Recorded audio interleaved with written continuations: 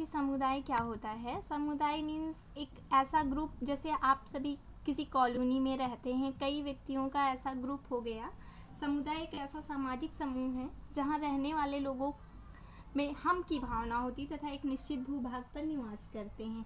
Means हम किसी गांव में रहते हैं, कहीं भी नॉर्मली अगर कुछ people, some peoples are living both together, that's called community. Okay, according to Bogardus के अनुसार हम देख लेते हैं, समुदाय एक ऐसा सामाजिक समूह है जहाँ रहने वाले लोगों में हम की भावना होती है तथा एक निश्चित भूभाग पर निवास करते हैं। मतलब एक निश्चित भूभाग पर निवास करने वाले लोगों को हम क्या कह सकते हैं, समुदाय। एक ऐसा सामाजिक समूह जहाँ पे सभी लोग एक साथ रहते हैं, उनके मतलब उनके बीच कॉमन क्या रहेगा, हम। जैसा कि अभी एक गांव ले लीजिए, आप एक गांव में रह रहे हो, तो वहाँ पे क्या हो जाएगा, गांव वाले क्या कहेंगे, जैसे हम गांव वाले कहीं भी कुछ भी बोलते हैं तो हम क्या बोलते हैं, हम कॉलोनी वाले, हम इस एरिया वाले। तो वो हम की जो भावना होती है उसी को मेन समुदाय से रिलेटेड किया गया है। डेविड के अनुसार एक मिनट, ये चल का ही नहीं रहा है बैकग्राउंड।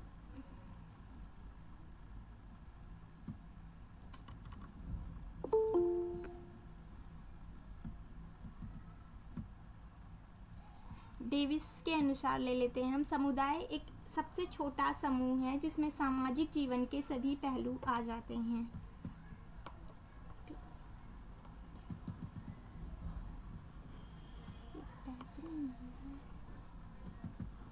एक मिनट आप लोग जरा वेट करिए, कुछ टेक्निकल प्रॉब्लम आ रही है।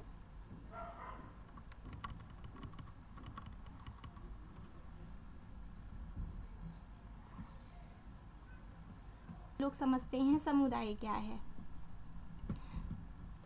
मेंजर के अनुसार वह समाज जो एक निश्चित भूभाग में रहता हो समुदाय कहलाता है।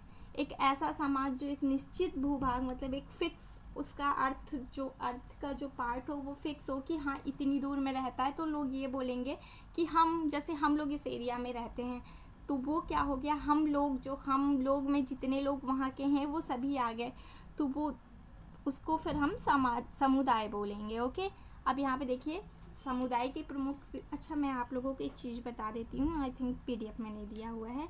समुदाय जो ये वर्ड है, ये मतलब समुदाय शब्द जो भाषा है ये लैटिन की भाषा है जो कॉम और म्यूनिस से मिलके बनी हुई है, जिसमें कम्युनिटी हम लिखते हैं तो कॉम और म्यूनिस शब्द से मिलकर बनी हुई है, जहाँ पे कॉम शब्द का अर्थ होता है एक साथ। लैटिन लैंग्वेज में कम्युनिटी को कॉम म्यूनिस, अगर हम उसको अलग अलग करेंगे तो कॉम और म्यूनिस आएगा। कॉम का मीन्स हो गया एक साथ और म्यूनिस का अर्थ हो गया सेवा करना, मीन्स एक साथ मिलकर सेवा करना। अतः समुदाय का शाब्दिक अर्थ हम यही कह सकते हैं कि एक साथ सेवा करना। समुदाय व्यक्तियों का वह समूह है जिसमें उनका सामान्य जीवन व्यतीत होता है, उसी आधार पर समुदाय समिति से भिन्न होता है। अभी यहाँ पे आपको बता दिया गया जैसे समुदाय समिति से किस आधार पर भिन्न होता है कि उसका एक सामान्य जीवन, जो समुदाय व्यक्तियों का जो समूह होता है वो एक सामान्य जीवन व्यतीत करते हैं। समुदाय के निर्माण के लिए सबसे ज़रूरी बात क्या है कि व्यक्तियों का समूह होना आवश्यक है, और दूसरी है कि उसमें एक निश्चित भूभाग का होना आवश्यक है। व्यक्तियों का समूह और निश्चित भूभाग होने से ही समुदाय का निर्माण होगा। That's clear. आप लोग थोड़ा सा रिस्पांस दीजिए, क्योंकि मुझे नहीं पता सर कैसे आप लोगों को हैंडल करते हैं। सो आप लोग थोड़ा सा मुझे रिस्पांस दीजिए, आप लोगों को समझ में आ रहा है कि नहीं। एनीवन अनम्यूट होकर के मुझे रिस्पांस दे दीजिए। ओके, तो मैं आगे चलती हूँ फिर। मैम थोड़ा ये पीडीएफ ना आपने 2 पेज का लिया हुआ है, सिंगल पेज का दिखाते तो दिख जाता, तो दिख नहीं पा रहा हो। ये पीडीएफ आपको दिख नहीं पा रहा है 2 पेज का? हाँ, बहुत छोटा आ रहा है। इसको बड़ा कैसे करूँ? अभी देखिए मैं क्लास ले रही हूँ, अब पीडीएफ आप लोगों को शो नहीं हो रहा। 2 पेज का है ये। वो तो हो रहा है ना, 2 पेज आ रहे हैं एक साथ, तो बहुत वो हमको दिख नहीं पा रहे। तो इसमें ना नीचे जहाँ पर आप लैपटॉप में होगा तो एक जगह इसके लेफ्ट साइड कॉर्नर में एक जगह मैग्नीफाइंग ग्लास बना होगा और प्लस और माइनस के वो बने होंगे उसमें निशान। तो आप जैसे प्लस करेंगे तो ये बढ़ जाएगा उसमें। या चलिए हम अपनी स्क्रीन बढ़ा लेते हैं खुद की। ओके थोड़ा सा ओके ओके। मैनेज कर लीजिए, सर आएंगे तो फिर आप लोग उन्हीं के अकॉर्डिंग ले लीजिएगा, क्योंकि मुझे इतना आइडिया नहीं है। ओके, समुदाय की प्रमुख विशेषताएं, हम जैसे इतना तो आप लोगों को क्लियर हो गया ना, समुदाय क्या है, ये कैसे बनता है। अभी हम आगे चलते हैं, समुदाय की प्रमुख विशेषताएं हम देख लेते हैं। सबसे पहला क्या है, सामुदायिक भावना। समुदाय के लिए सामुदायिक भावना का होना आवश्यक है। एक मैंने जैसे अभी बताया आप लोगों को कि निश्चित भूभाग और व्यक्तियों का समूह तो रहना ही चाहिए, उससे तो आपका समुदाय का निर्माण होगा ना। अब ये समुदाय का निर्माण निश्चित भूभाग में हो गया, व्यक्तियों के समूह से हो गया। अब उसकी विशेषताएं क्या हो गई हैं, समुदाय की क्वालिटी जो है वो क्या है, सामुदायिक भावना। सामुदायिक भावना ही समुदाय की नींव है। बिना सामुदायिक भावना के समुदाय नहीं बन सकता है। अब जैसे हम अपनी एक फैमिली ही ले लें, अगर हमारी फैमिली में ये नहीं होगा कि ये हमारी मम्मा हैं, ये हमारे पापा हैं, तो ऐसे बिना इसके हमारी फैमिली नहीं कंप्लीट हो सकती जब तक हमें अपनी भावना नहीं रहेगी कि ये हमारे हैं। तो वैसे ही समुदाय में जब तक सामुदायिक भावना नहीं रहेगी तो समुदाय नहीं बन सकता। सामुदायिक भावना ही समुदाय की नींव है। समुदाय के सदस्य अपने हितों की पूर्ति के लिए ही नहीं सोचते, बल्कि वे सभी समुदाय का ध्यान रखते हैं। जैसे फैमिली में क्या होता है कि फैमिली वाले सभी मेंबर्स का ध्यान रखते हैं कि इस मेंबर्स को ये, तो ऐसे ही समुदाय में भी सभी समुदाय के मेंबर्स एक दूसरे की भावनाओं को ध्यान में रखते हैं। नेक्स्ट हम देखते हैं हम की भावना। अभी ऊपर एक डेफिनेशन में भी बताया गया था कि समुदाय में हम की भावना का होना जरूरी होता है। हम की भावना, समुदाय में रहने वाले, अभी आप लोगों को पीडीएफ शो हो रहा है ना। हम की भावना, समुदाय में रहने वाले,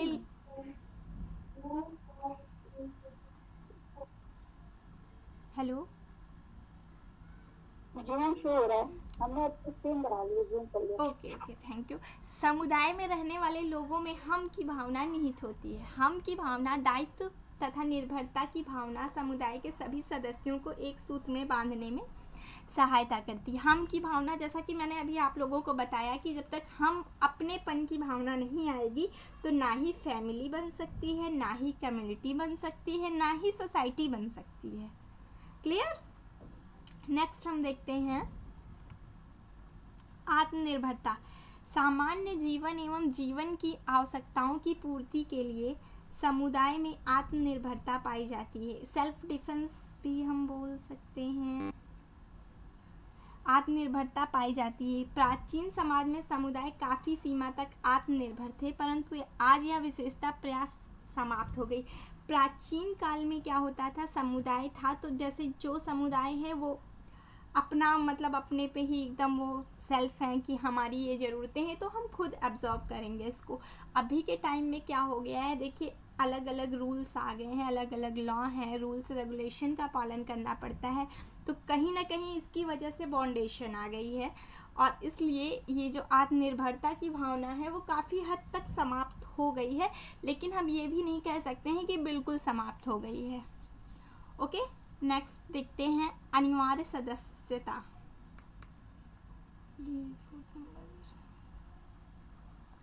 समुदाय की सदस्यता अनिवार्य होती है। यह व्यक्तियों की इच्छाओं पर निर्भर करती है। व्यक्ति जन्म से ही समुदाय का सदस्य बन जाता है जिससे उसका जन्म हुआ है।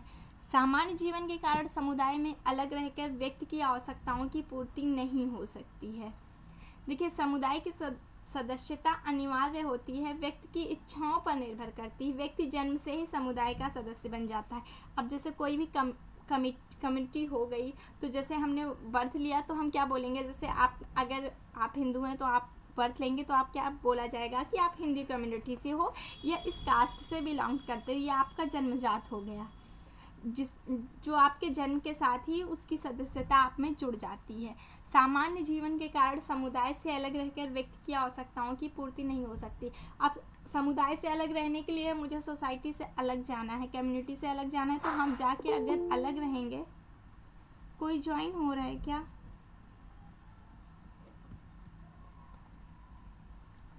तो हमारी आवश्यकताओं की पूर्ति नहीं हो सकती है। अस्थायित्व, हेडिंग नंबर 5। इसकी अवधि व्यक्ति के जीवन से लंबी होती है। व्यक्ति समुदाय में पैदा होते हैं तथा चले जाते हैं, लेकिन उसके बावजूद समुदाय का अस्तित्व बना रहता है। समुदाय में एक फिक्सिबिलिटी होती है। कोई भी समुदाय हो गया तो उसमें फिक्सिबिलिटी है कि वो बना रहेगा, कंटिन्यू रहेगा। लोग आएंगे, बर्थ होगी उनकी, फिर वो डेथ भी हो जाएगी, लेकिन जो समुदाय है, जो कम्युनिटी है, वो बनी रहती है, उसका अस्तित्व बना रहता है। इसी कारण से एक अस्थाई संस्था कहते हैं।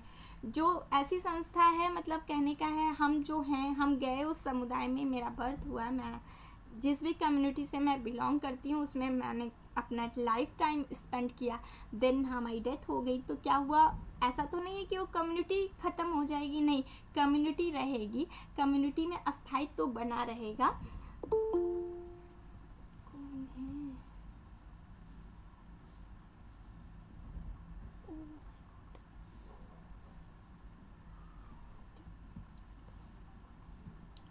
विशिष्ट नाम। प्रत्येक समुदाय का कोई ना कोई नाम अवश्य होता है। इस नाम के कारण ही समुदाय की एकता का जन्म होता है। समुदाय का नाम ही व्यक्तियों में अपनेपन की भावना को प्रोत्साहित करता है। समुदाय का नाम, जैसे कहने का एक ये हो गया ना, हाँ हम इस कम्युनिटी से हैं, हम की भावना के साथ साथ वहाँ पे एक नाम दे दिया गया है। जैसे हम इस कम्युनिटी से बिलोंग करते हैं या वो इस कम्युनिटी से बिलोंग करते हैं, तो एक विशिष्ट नाम ही समुदाय की आइडेंटिटी होती है। उसी से हम, उसी नाम की वजह से, जैसे हम इस नाम से हैं तो यहाँ पे अपनेपन की भावना बढ़ती है। इतना क्लियर है आप लोगों को?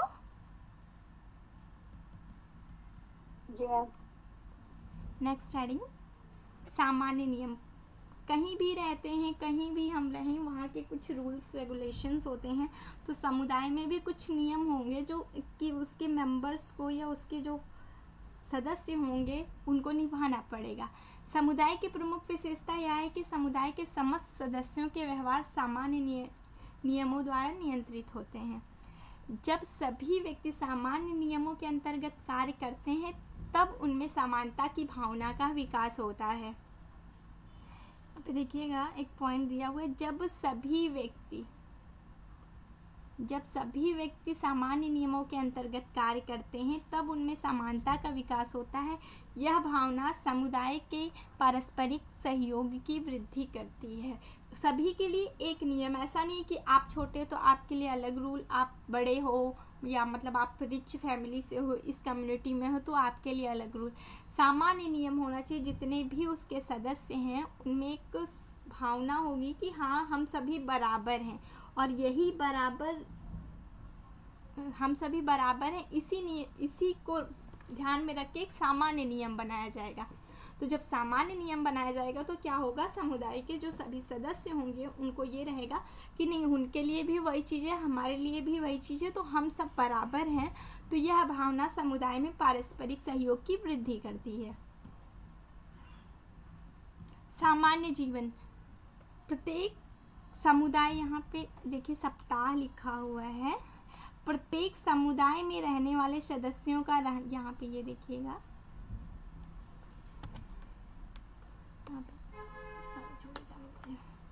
रहने वाले सदस्यों का रहन सहन, भोजन का ढंग व धर्म काफ़ी सीमा तक सामान्य होते हैं। समुदाय का कोई विशिष्ट लक्ष्य नहीं होता। समुदाय के सदस्य अपना सामान्य जीवन समुदाय में ही व्यतीत करते हैं। प्रत्येक समुदाय के रहने वाले सदस्यों का रहन सहन, भोजन व ढंग, धर्म काफ़ी सीमा तक सामान्य होते हैं। अभी जैसे आप किसी समुदाय में चले जाओ, उस समुदाय के लोगों का खाना पीना, रहने का तरीका, उनके पहनने का तरीका अलग रहेगा। आप नेक्स्ट समुदाय में जाओ, कहीं अलग जाओ, आप जाओगे अलग तो वो अलग अलग चीज़ें हो जाएंगी। समुदाय में मेनली क्या होता है, धर्म भी काफ़ी सीमा तक सामान्य होते हैं, भोजन का ढंग व धर्म काफ़ी सीमा तक सामान्य होते हैं। समुदाय का कोई विशिष्ट लक्ष्य नहीं होता है। जैसे कोई आप ले लीजिए कि कोई संघ हो गया, ऐसा कुछ हो गया, तो उसका एक टारगेट होता है। समुदाय का ऐसा कोई टारगेट नहीं होता है, बस वो होता है कि हाँ हम सब साथ रहेंगे मिलके और एक सामान्य सामुदायिक जीवन व्यतीत करेंगे। नेक्स्ट नंबर 9, व्यक्तियों का समूह। ये मैंने आपको को स्टार्टिंग में ही बता दिया था कि व्यक्तियों का समूह निश्चित भूभाग के बिना समुदाय नहीं बन सकता है। समुदाय निश्चित भौगोलिक क्षेत्र में निवास करने वाले व्यक्तियों का समूह होता है। समुदाय का निर्माण एक व्यक्ति नहीं करता, लेकिन समुदाय के लिए व्यक्तियों का समूह होना आवश्यक है। ये देखिए यहाँ पे दिया हुआ समुदाय का निर्माण एक व्यक्ति, मतलब यहाँ पे व्यक्ति ही नहीं जरूरी है, व्यक्तियों का समूह जरूरी है समुदाय के लिए। और बिना समूह के समुदाय एक दो व्यक्तियों से नहीं बनेंगे। आगे आते हैं, आगे क्या है, व्यक्तियों का समूह इतना ही है क्या आप लोगों का? ये नेक्स्ट टॉपिक मुझे लग रहा है। अभी चलिए, ये पता नहीं मूर्त ये अलग, हाँ मूर्त क्या है। अब जैसे आप ये समझ लीजिए, मूर्त यहाँ पे दे दिया है, मूर्त क्या है, अमूर्त क्या है। एक जैसे हम आप हार्डवेयर सॉफ्टवेयर तो क्लियरली समझ रहे हो ना। कहाँ गया संस्था, आगे शायद थोड़ा सा आगे बढ़ गई थी। संस्था यहाँ पे दे दिया। अभी तक आप लोगों ने समुदाय पढ़ा है, अभी यहाँ पे संस्था है। संस्था क्या होती है? समुदाय तो क्लियर है, एक निश्चित भूभाग में बसे हुए एक निश्चित व्यक्तियों के समूह को हम समुदाय कहते हैं। अभी हम देखते हैं संस्था क्या है। संस्था का अर्थ मानव के कुछ सामान्य हित तथा कुछ विशेष हित होते हैं। सामान्य हितों की पूर्ति के लिए बनाए गए संगठनों को समुदाय कहते हैं। विशेष हितों की पूर्ति के लिए बनाए गए संगठनों को समिति कहते हैं। इन विशेष उद्देश्यों या हितों को कार्य रूप में परिणित करने के लिए जो साधन और तरीके, विधियां, प्रणालियां आदि उपयोग में लाई जाती हैं, उन्हें संस्था कहते हैं। जरा इसको हम थोड़ा सा अच्छे से देखते हैं। समुदाय तो आप लोगों को क्लियर है, हम आगे बढ़ते हैं। विशेष हितों की पूर्ति के लिए बनाए गए संगठनों को समिति कहते हैं। जैसे कुछ विशेष उद्देश्य हो, विशेष लक्ष्य हो, तो जो बनाए जाते हैं संगठन, उसको हम समिति कहते हैं। इन और जो विशेष उद्देश्य या हित को कार्य रूप में परिणित करने के लिए जो साधन, तौर तरीके, प्रणालियाँ आदि उपयोग में लाई जाती हैं, उन्हें हम संस्था कहते हैं।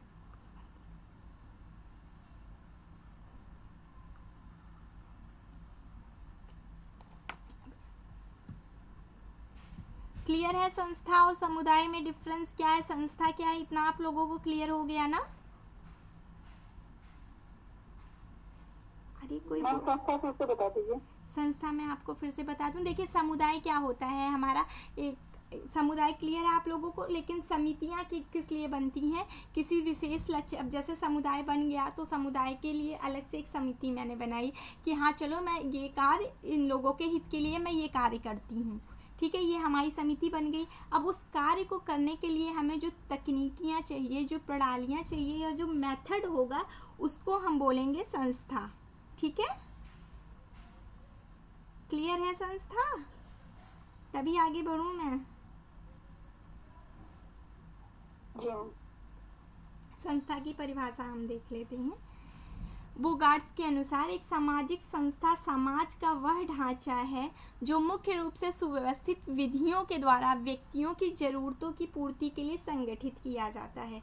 देखिए एक सामाजिक संस्था समाज का वह ढांचा होता है, मीन्स वो उसका हम वो पिलर मान सकते हैं जो मुख्य रूप से सुव्यवस्थित विधियों के द्वारा व्यक्तियों की जरूरतों की पूर्ति के लिए संगठित किया जाता है।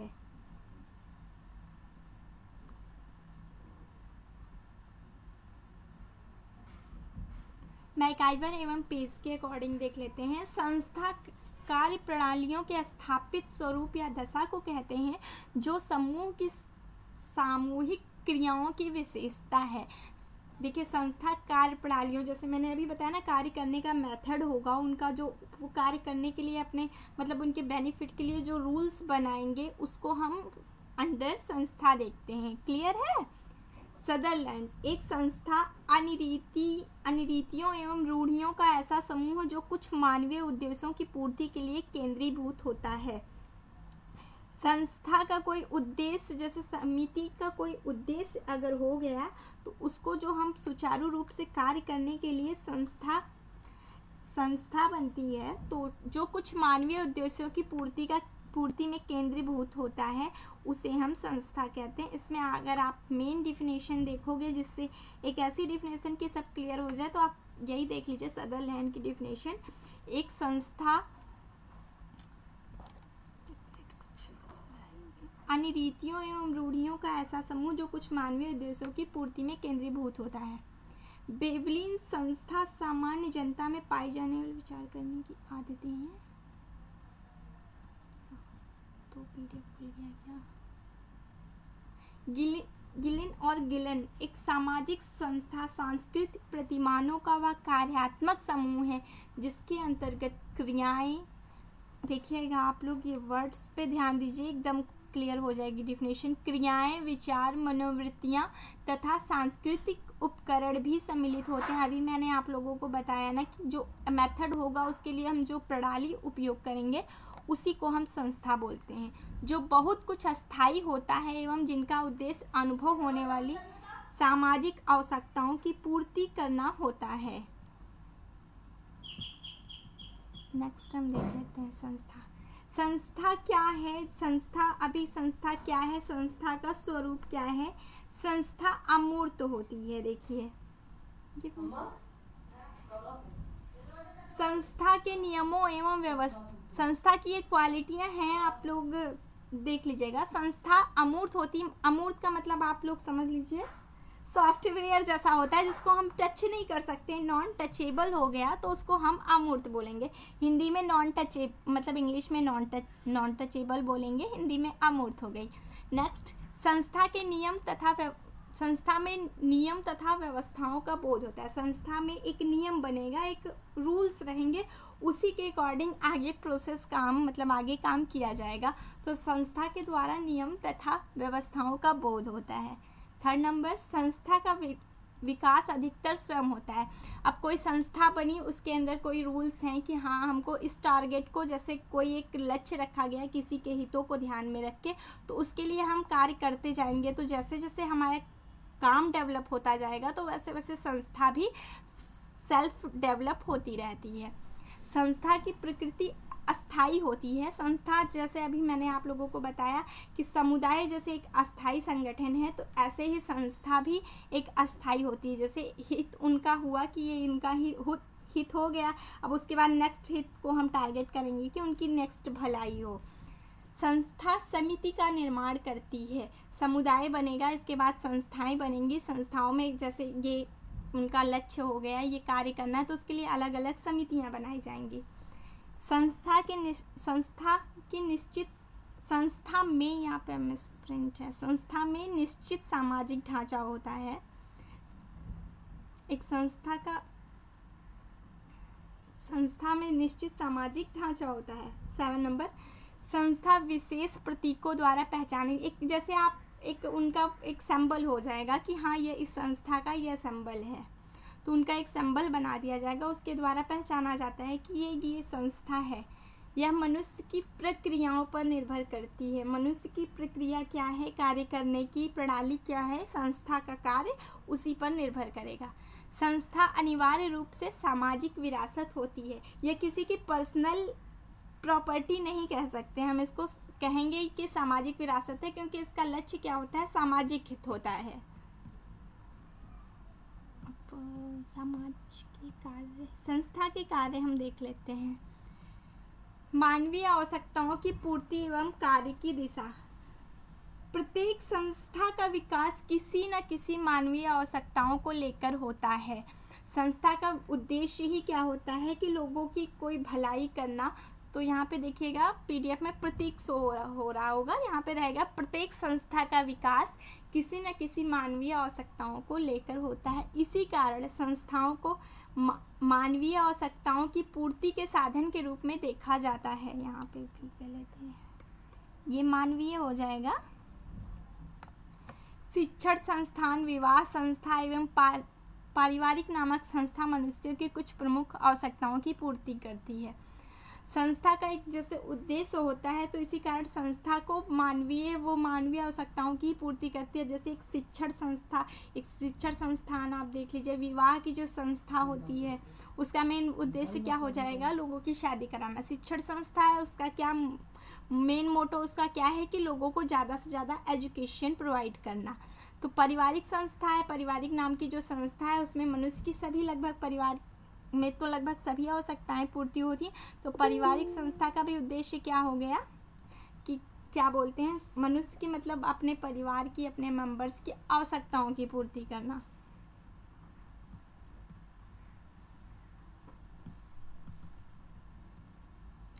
व्यक्ति के कार्य को सरल बनाती है संस्था मानव व्यवहार के सभी आचरणों को एक सुव्यवस्थित रूप से प्रस्तुत करके स्पष्ट करती है कि व्यक्ति को क्या कार्य करना है। संस्था का कार्य क्या हो गया, जैसे वो व्यक्ति के आचरणों को एक सुव्यवस्थित रूप से प्रस्तुत करेगी कि आपको ये करना है, ऐसे करना है। एक प्रोग्राम, उसका प्रोसेस बना देगी कि किसको क्या कार्य करना है, अथवा उनके कार्यों की एक दिशा बना देगी कि आपको ये कार्य करना है, आपको ये कार्य करना है। इस प्रकार संस्था कार्य करने की निश्चित विधि या प्रणाली का निर्धारण कर देती है। जैसे किसी भी व्यक्ति को समुदाय के द्वारा ही संस्था बनती है, तो समुदाय में तो ढेर सारे व्यक्ति हो गए। अब एक व्यक्ति ये बोले मैं ये कार्य करूँगा, एक व्यक्ति बोले मैं ये नहीं करूँगा, तो संस्था क्या करती है, एक रिस्पॉन्सिबिलिटी दे देगी कि आप ये करो, आपका कार्य ये है, आपका कार्य ये है। तो सभी व्यक्तियों के कार्यों को संस्था सरल बना के एक मतलब एक निश्चित विधि या एक प्रणाली, एक रूल बना देती है संस्था, जिससे व्यक्ति के कार्य करने की जो कंडीशन होती है वो इजी हो जाती है। व्यवहारों में अनुरूपता संस्था से संबंधित एक निश्चित कार्य प्रणाली, कुछ नियम एवं परंपराएं होती हैं। व्यक्ति अपनी आवश्यकताओं की पूर्ति के लिए इन्हीं का सहारा लेता है। जब एक समूह के लोग अपने कुछ विशिष्ट संस्थाओं के नियम एवं परंपराओं को ध्यान में रखते हुए व्यवहार करते हैं, तो उनके व्यवहारों में अनुरूपता या समानता का होना स्वाभाविक है।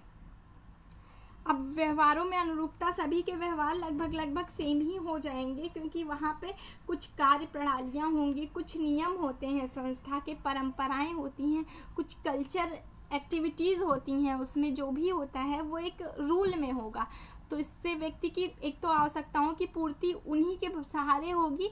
लेकिन जब एक समूह के लोग अपने कुछ विशिष्ट संस्थाओं के नियम एवं परंपराओं को ध्यान में रखते हुए कार्य करते हैं या व्यवहार करते हैं, तो उनके व्यवहारों में एक समानता, एक इक्वलिटी आ जाती है। इसलिए व्यवहारों में एक समानता, अनुरूपता का होना स्वाभाविक हो जाता है। नेक्स्ट, सांस्कृतिक की वाहक। संस्था संस्कृति को एक पीढ़ी से दूसरी पीढ़ी को हस्तांतरित करने का महत्वपूर्ण कार्य करती है। संस्थाओं के माध्यम से ही संस्कृति की रक्षा होती है, इससे अस्थायित्व प्राप्त होता है। परिवार संस्कृति के हस्तांतरण का एक प्रमुख साधन है। अब जैसा कि संस्कृति की वाहक होती है, सांस्कृतिक कार्यक्रम होते हैं संस्थाओं में। आप विवाह संस्था देख लीजिए, तो विवाह संस्था के द्वारा ही one generation by next generation हमारी ये जो मैरिज जो एक विवाह की जो प्रणाली है वो एक पीढ़ी से दूसरी पीढ़ी एक संस्था के द्वारा ही आगे बढ़ती है। तो पीढ़ियों में एक पीढ़ी से दूसरी पीढ़ियों में संस्कृति को लेके जाती है, संस्था का ये मुख्य कार्य होता है। और क्या होता है, इससे हमारी जो संस्कृति होती है उसकी रक्षा होती है, उसमें एक अस्थायित्व प्राप्त होता है। परिवार, जैसा कि परिवार भी एक संस्था है, तो उसमें क्या होता है, हमारे परिवार में ये हो रहा है तो नेक्स्ट आने वाले जनरेशन को भी बताया जाएगा हमारे परिवार में ये हो रहा है, तो हमारी जो संस्कृति होगी वो नेक्स्ट जनरेशन में डेवलप हो जाएगी। 5 देखते हैं, स्थिति एवं कार्य का निर्धारण। संस्था व्यक्ति को स्थिति प्रदान करने और उससे संबंधित कार्य का निर्धारण करने का महत्वपूर्ण कार्य करती है। विवाह संस्था के द्वारा एक पुरुष को पति की और स्त्री को पत्नी की प्रतिस्पर्धा प्राप्त होती है, साथ ही इनसे संबंधित कार्य भी निर्धारित होते हैं। कोई भी संस्था होगी तो उसमें क्या होगा, एक रिस्पॉन्सिबिलिटी दे दी जाएगी कि आप इस जगह पे हो तो आपका ये कार्य है। अब जैसे विवाह संस्था होगी तो उसमें एक पुरुष को पति की और एक स्त्री को पत्नी की प्रतिस्पर्धा प्राप्त हो जाती है, ये एक संस्था के द्वारा ही पॉसिबल है। साथ ही उनसे संबंधित सभी कार्य भी निर्धारित हो जाते हैं। जैसे परिवार एक संस्था है तो उसमें क्या है, जो परिवार का मुखिया है उसकी रिस्पॉन्सिबिलिटी अलग है, जो छोटा बच्चा है उसकी रिस्पॉन्सिबिलिटी अलग है। तो ये चीज़ पॉसिबल है संस्था के ही द्वारा। व्यवहारों पर नियंत्रण, क्या है, कोई ज्वाइन हो रहा है क्या? व्यवहारों पर नियंत्रण, संस्थाएं सामाजिक नियंत्रण का प्रमुख साधन है। प्रत्येक संस्था व्यक्तियों के कार्य की दिशा अथवा व्यवहार का एक तरीका निश्चित कर उन्हें उसी के अनुरूप कार्य करने का आदेश देती है। परिवार एवं जाति नामक संस्थाएं हजारों वर्षों से अनेक रूपों में अनेक सदस्यों के व्यवहारों को नियंत्रित करती है। देखिए व्यवहारों पर नियंत्रण कैसे करती है संस्था। जैसे कोई भी जाति की संस्था हो गई तो उसने ये बना लिया कि हमारी जाति में ये कार्य होगा, तो हाँ हमारी जात के अगर तुम हो तो तुम्हें ये कार्य करना पड़ेगा। परिवार में हमारी फैमिली में जैसे बड़े हैं तो बड़े ही डिसीज़न लेंगे, तो ये क्या हो गया, छोटे फिर वहाँ पे नहीं बोलेंगे, तो वो उनके व्यवहारों को नियंत्रण में रख रही है संस्था।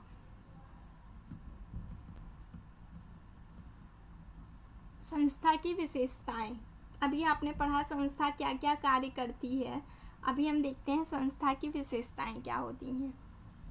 निश्चित उद्देश्य, कोई भी, अभी स्टार्टिंग में मैंने बता दिया था, एक हितों की पूर्ति, जैसे एक हित हो गया या एक निश्चित उद्देश्य से ही संस्था का निर्माण होता है, या संस्था की प्रमुख विशेषता होती है निश्चित उद्देश्यों का होना। उसी निश्चित उद्देश्यों को पूरा करने के लिए संस्था का निर्माण किया जाता है। किंतु जब आवश्यकताओं समय व परिस्थितियों में परिवर्तन हो जाता है तो उद्देश्य में भी परिवर्तन होता है। संक्षेप में हम ये कह सकते हैं इन शॉर्ट कि स्थिति व परिस्थिति में संस्था के निश्चित उद्देश्य होते हैं। स्थिति अकॉर्डिंग टू कंडीशंस, वहाँ पे संस्था के जो उनके जो मतलब मिशन होंगे वो चेंज होते रहते हैं, इन शॉर्ट हम ये कह सकते हैं। बट एक निश्चित उनका उद्देश्य होगा, एक मोटो रहेगा किसी भी संस्था का, बिना मोटो के संस्था नहीं चल सकती है। नेक्स्ट विचार, संस्था का प्राथमिक तत्व किसी व्यक्ति के मन या मस्तिष्क में उत्पन्न मौलिक विचार हैं, क्योंकि जब मनुष्य किसी आवश्यकताओं या लक्ष्यों को पूरा करने हेतु कार्य करने की सोचता है तो सर्वप्रथम उसके मस्तिष्क में विचार आते हैं। यही विचार कालांतर में संस्था के रूप में परिवर्तित हो जाते हैं। अब संस्था, विवाह संस्था ऐसे ही नहीं बन गई, किसी के मन में आया होगा, उसने फिर ये अपने मन में सोचा होगा, फिर व्यक्त किया होगा समुदाय में, फिर उसके अकॉर्डिंग काम हुआ होगा। यही कार्य फैमिली में भी हुआ होगा, कहीं ना कहीं विचार आया होगा और उस विचार पे ही कार्य करते रहो तो फिर कार्य करने के अकॉर्डिंग एक संस्था का निर्माण होता है और वह विचार ही संस्था में परिवर्तित हो जाते हैं। विरासत के रूप में, संस्था एक विरासत के रूप में होती है। संस्था 1 या 2-4 दिनों में नहीं बन जाती, बल्कि इसके निर्मित होने में इसे काफ़ी समय लगता है। जब कोई विचार, कार्यप्रणाली का तरीका समाज या समुदाय के सदस्यों द्वारा स्वीकार कर लिया जाता है, अर्थात सामूहिक तौर पर उस विचार को स्वीकृति प्रदान होती है और वहाँ पीढ़ी दर पीढ़ी हस्तांतरित होता हुआ बना रहता है, तभी वह संस्था बन जाता है। कोई भी कार्य अब जैसे है, उसको किसी के मन में विचार आया तो उसने किसी से कहा, अपने समुदाय में कहा, समुदाय के लोगों ने उसको एक्सेप्ट कर लिया, उस समुदाय के लोगों ने उसको एक्सेप्ट कर लिया, वो उसको मानने लगे। इसके बाद अब उस समुदाय में नेक्स्ट जनरेशन आएगी तो वो भी उसको मानने लगेगी, तो ये फिर उसके बाद नेक्स्ट जनरेशन आएगी, वो भी उस जो विचार हैं उस पर उसको मानने लगेगी, उसको एब्जॉर्व करेगी। तो ये जनरेशन बाय जनरेशन डेवलप होता रहता है, उनको पोस्टपोन होता रहता है, हस्तांतरित होता रहता है और वह एक संस्था का रूप बन जाता है। सामूहिक स्वीकृति, किसी अकेले व्यक्ति का विचार देखिए एक संस्था नहीं बना सकता है। कोई भी विचार तभी एक संस्था का रूप ले सकता है जब उसे एक सामाजिक तौर पर मान्यता मिल जाएगी। किसी भी प्रकार का विचार, चाहे वह जितना ही अच्छा वाला क्यों ना हो, तब तब तक संस्था नहीं बन पाता जब तक कि उसे समाज या समुदाय के सदस्यों की स्वीकृति प्राप्त ना हो जाए। सामूहिक स्वीकृति प्राप्त होना संस्था के लिए आवश्यक है, क्योंकि बिना सामूहिक स्वीकृति के संस्था नहीं बन सकती है। नियम का ढांचा, एक उसका बिना निश्चित ढांचे या संरचना के कोई भी संस्था नहीं होती है। ढांचे और संरचना का आशय यहाँ पे ये नहीं है कि एक पिलर टाइप का ढांचा खड़ा कर दें, ऐसा नहीं है। ढांचे और संरचना का आशय उस कार्य प्रणाली या नियमों से है जिन पर चलकर संस्था अपने लक्ष्य एवं उद्देश्यों को प्राप्त करने का प्रयास करती है। देखिए इसमें कई जगह पे मिसप्रिंट है, तो उस चीज़ को आप लोग मत देखिएगा, जो मैं बता रही हूँ उसको थोड़ा सा ध्यान दीजिएगा। यहाँ लक्षण लिखा हुआ है। ढांचे और संरचना का आशय उस कार्य प्रणाली या नियमों से है जिन पर चलकर संस्था अपने लक्ष्य एवं उद्देश्यों को प्राप्त करने का प्रयास करती है। मीन्स उसकी संरचना क्या है, उसका रूप क्या है, उसका लक्ष्य क्या है, इस कार्य को करते हुए उसी कार्य पे चलते हुए उसके उद्देश्य को प्राप्त करने का प्रयास करती है। यह नियम चाहे लिखित हो या अलिखित हो, अर्थात प्रत्येक संस्था में नियम, उपनियमों, कार्य प्रणाली तथा स्वीकृति एवं निषेधात्मकता प्रतिमानों का संयुक्त रूप विद्यमान रहता है। कहने का है एक चाहे वो लिखित हो चाहे अलिखित हो, एक विचार, एक थॉट ही चले आते हैं जनरेशन बाय जनरेशन एक संस्था में, तो ज़रूरी नहीं है वो थॉट कहीं ना कहीं लिखे हों। अब बहुत सारी ऐसी अलग अलग जगह पे लोगों की मान्यताएं होती हैं समुदाय की, जो कहीं नहीं लिखे हैं, लेकिन वो उन समुदाय के द्वारा मानी जाती हैं, और वो उस समुदाय का उद्देश्य या लक्ष्य आप कुछ भी कह सकते हो, वो उसके नियम आप कह सकते हो, उपनियम बोल सकते हो, या उनके कार्य करने का तरीका बोल सकते हो, वो उस संस्था में मौजूद रहेंगे। उस संस्था के मेंबर्स द्वारा उसको एब्जॉर्व किया जाएगा, चाहे वो रिटन हो चाहे ना हो। और मानव के साथ में वो संयुक्त रूप से विद्यमान रहेगी। इन्हीं विशेषताओं के कारण संस्था का अस्तित्व बना रहता है। इतना क्लियर है आप लोगों को?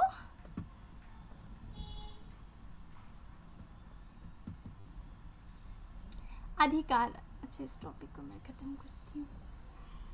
संस्था की एक महत्वपूर्ण विशेषता अधिकार है। किसी अधिकार के द्वारा संस्था अपने सदस्यों के व्यवहारों एवं कार्यों पर नियंत्रण कर पाने में सफल होती है। उदाहरण के लिए विवाह संस्था के माध्यम से अवैध यौन संबंधों पर नियंत्रण करने हेतु सामाजिक अपमान, बहिष्कार, आर्थिक दंड या वैधानिक दंड का भय दिखाया जाता है। इस नियम में अधिकारी के बिना संस्थाएं अपने लक्ष्य को प्राप्त नहीं कर सकती हैं। जैसे किसी को राइट दे दिया जाएगा कि आपका ये कार्य है, अगर मतलब इस संस्था के लोग ये कार्य नहीं मानते हैं तो आपको ये अधिकार है कि आप उनके लिए कोई भी दंड या कोई भी आर्थिक दंड, उनका बहिष्कार कर सकते हो, उनका अपमान कर सकते हो। तो एक अधिकार, राइट देना संस्था का मतलब एक पार्ट है कि आप उसको, उसकी विशेषता है कि एक अधिकार दिया जाएगा उसमें आप उसके लक्ष्यों को प्राप्त करने के लिए। अभी मैं इतने पे ख़त्म करती हूँ, क्लास आप लोगों की क्लोज करती हूँ। अब आगे का समिति है, समिति आके सर आपको समझाएंगे। ओके,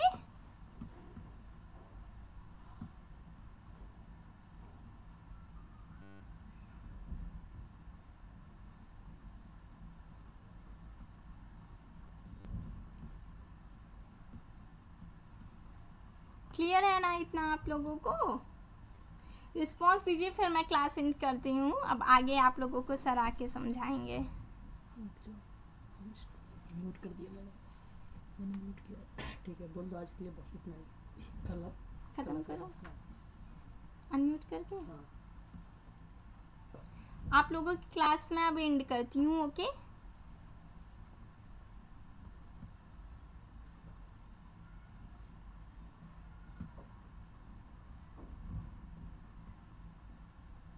और भी?